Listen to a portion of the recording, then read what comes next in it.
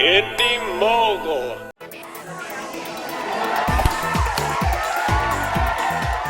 Everyone has a dog in this fight, or a cat. You're watching Beyond the Trailer's review of Cats and Dogs 2, The Revenge of Kitty Galore. Welcome to Dog HQ. 3 hours ago, we intercepted this transmission. I will enslave all mankind! You can't begin to imagine how dangerous she is. It's our worst fears come true. We have no other choice. Cats and dogs will have to work together. Oh boy. The first Cats and Dogs movie grossed over $200 million worldwide, which is fascinating considering neither cats nor dogs can buy a movie ticket. Yes, we humans love animals so much that we'll pay good money to watch movies where they're the star. And thanks to significant advancements in special effects, what was primarily a subject matter for animation has burst into the live-action genre. The first Cats and Dogs came out in July 2001, starring the voices of Alec Baldwin as a top dog agent and Tobey Maguire as the young beagle he trains to fight cats. Cats and Dogs also boasted an impressive supporting cast of voice talent, from Sean Hayes to Michael Clark Duncan to Joe Pantoliano, all of which returned 9 years later for this sequel. However, the two lead voices are not returning, as Alec Baldwin is a little too busy these days with his career comeback, and Tobey Maguire is, I think his schedule's actually pretty free now that he's no longer Spider-Man. But nevertheless, Nick Nolte and Neil Patrick Harris will be picking up where they left off to voice our heroes, who now must work with cats to stop Kitty Galore, who is intent on enslaving all humans. Those humans are played by Chris O'Donnell, Fred Armisen, and 30 Rock's Jack McBrayer.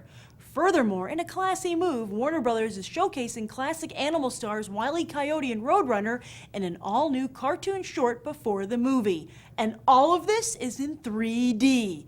Animal lovers rejoice. So today we're going to change it up a little bit, and for Cats and Dogs 2, The Revenge of Kitty Galore, we're going to do a BTT crew review. We just got out of the movie, and I gotta say, it was actually pretty darn good. I thought Cats and Dogs was a pretty entertaining film.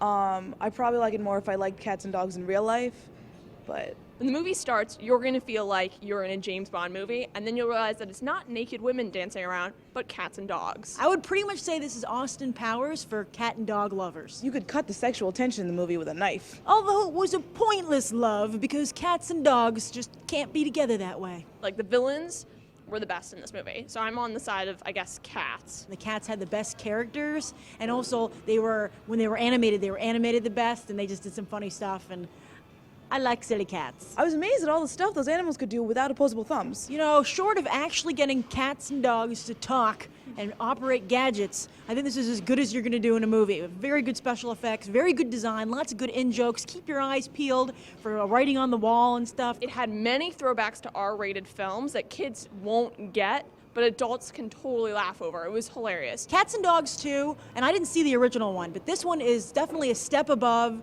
G-Force and Beverly Hills Chihuahua. It's not full adult entertainment. If you have to like kids' shows and humor to like this movie, but if you do, you're really going to enjoy it. I love cats and dogs and cat-dog videos and cat humor, and so I would be a target audience. However, this is bigger and better than that. I think if you don't have kids but you still want a good laugh, I'd say go see this film. Sometimes on Beyond the Trailer, people want to rate a movie on a scale for itself. Like, almost for this kind of movie. And I always say, no, give it the actual rating that you would on the overall scale. So I'm going to go and do this here myself. So sorry if it seems a little harsh, but I'm going to give Cats and Dogs 2 a 6.5. On a scale from 1 to 10, I would give Cats and Dogs a 6. Cats and Dogs is a 7. So we were entertained, but overall, we have to give Cats and Dogs 2, The Revenge of Kitty Galore, a 6.5. And hey, we're out here every week covering every major release, so be sure to subscribe so you never miss an episode.